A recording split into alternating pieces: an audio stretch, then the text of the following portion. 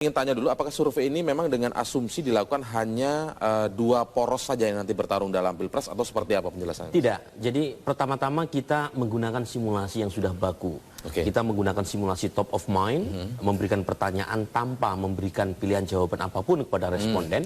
Dan di situ elektabilitas Jokowi itu sekitar 31,8%. Nah kemudian disusul Prabowo sekitar 19,8% pula. Jadi selisih sekitar 11, sampai 12% kalau pakai top of mind. Kemudian kita juga punya simulasi semi terbuka, ada 31 nama bakal calon presiden, ada 14 nama hingga pasangan. Jadi intinya tidak mengerucut pada dua nama saja. Nah dari sekian banyak simulasi pasangan yang kita tanya, termasuk semi terbuka untuk bakal calon presiden, itu memang cuma mengerucut kedua nama, yaitu antara jadi memang Jokowi, mengerucut kedua nama ini ya?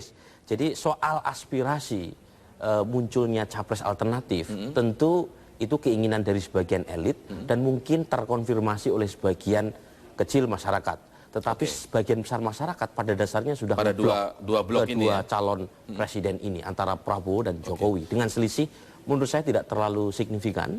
Jokowi tetap teratas. Kita survei tanggal 20 sampai 26 April.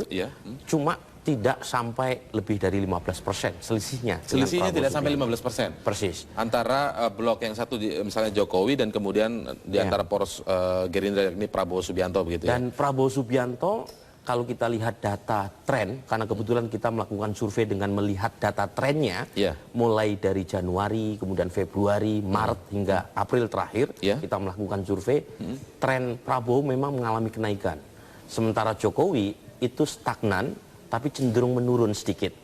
Nah, itu yang membuat menjadi lebih dekat begitu? Ya, karena itu selisihnya kalau di bulan Maret itu sekitar 26% antara Jokowi dengan Prabowo, selisih keduanya dalam berbagai macam simulasi. Di bulan April itu tinggal 15%. Poin saya adalah, buat PDI Perjuangan, Nasdem, PKB yang mengusung Jokowi, the game is not over yet. Jadi kompetisi belum berakhir, kerja keraslah. Mungkin bisa dikasih catatan karena survei dilakukan sebelum PKB masuk. Tapi poin saya inilah data terakhir yang kita punya.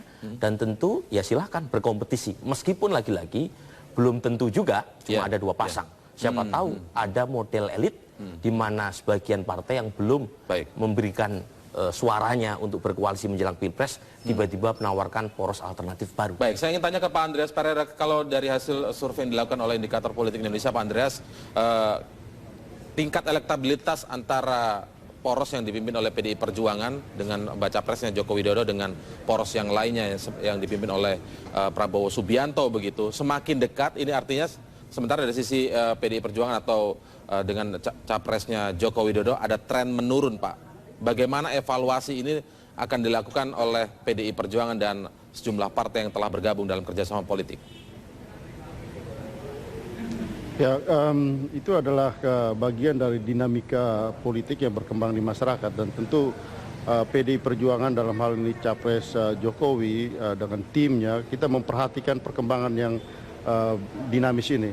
Yang pasti bahwa tren ini bisa naik, bisa turun, tetapi yang menentukan adalah bagaimana di dalam hari-hari ke depan ini kita tetap menjaga sehingga tren ini bisa kembali naik dan pada hari H menjelang Pilpres nanti ya Pak Jokowi memenangkan pencapresan ini.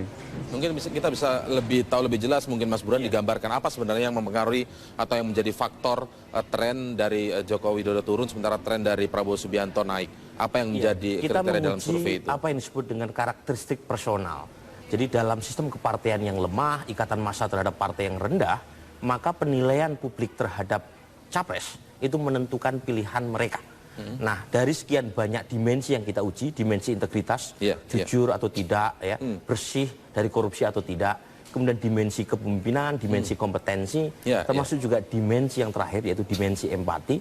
Jokowi itu dari waktu ke waktu dimensi kejujuran, integritas. Kriteria itu yang... Ya, cuma kalau dibandingkan dengan bulan Oktober 2013, waktu itu hampir 52% pemilih itu menganggap jujur paling penting dimiliki oleh capres. Itu bulan Oktober 2013. 2013 ya. Terakhir sekitar 40-an%. Jadi turun memang artinya. Turun ya. 43%. Jadi orang yang menganggap jujur penting dimiliki oleh capres itu baseline-nya itu tidak setinggi bulan Oktober Apa kriteria yang 2013. paling tinggi sekarang dari survei Anda? Tetap jujur, pemimpin. tetap jujur. Tetap jujur. Cuma jujur itu tidak setinggi bulan Oktober. Turun ya. Padahal jujur itu menjadi kekuatan Jokowi. Jadi sementara saat yang sama ketegasan malah naik gitu ya.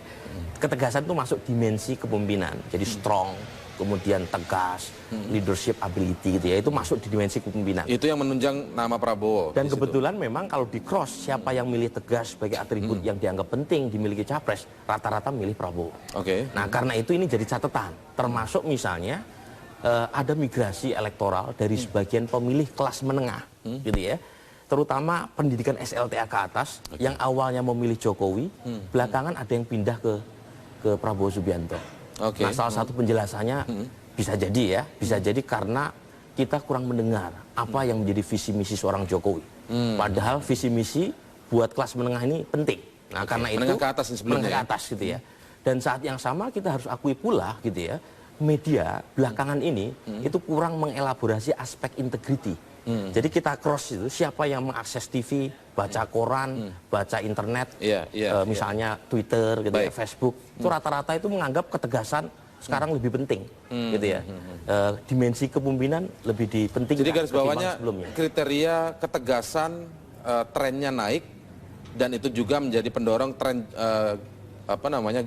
Prabowo naik juga. Meskipun lagi-lagi ini persepsi massa ya, Mas Indra ya. Kadang-kadang kan buat pendukung Jokowi tegas sama kejam apa bedanya gitu ya. Oke, baik. Nah Nanti ini kita akan lagi-lagi ini lanjutkan. persepsi massa. Baik, nanti kita akan lanjutkan lagi karena sudah bergabung melalui sambungan telepon ada Wakil Ketua Umum Partai Gerindra Fadlizon. Kita ingin tanyakan memang kalau dari survei indikator disebutkan tren seorang Prabowo Subianto naik begitu, tetapi waktu untuk menjelang Pilpres tinggal 56 hari lagi. Apakah bisa mengejar ketertinggalan itu dan bagaimana sengitnya pertarungan antara kedua poros ini? Nanti akan kita lanjutkan perbincangan ini di Prime Time News.